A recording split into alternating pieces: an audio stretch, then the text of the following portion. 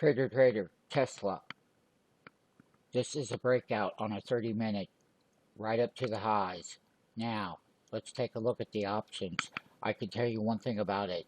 You're going to be amazed. Oh, yes, you are. Look at the volume. They're buying, and there was a ton of money.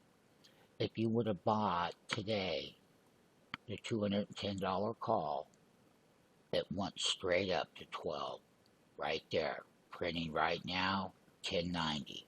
9,600 baht. And identifying a downtrend that can go up and then exit is to learn how to trade off of the 30-minute breakout chart along with that call strike and then taking profits. Sign up, get in a live trading room.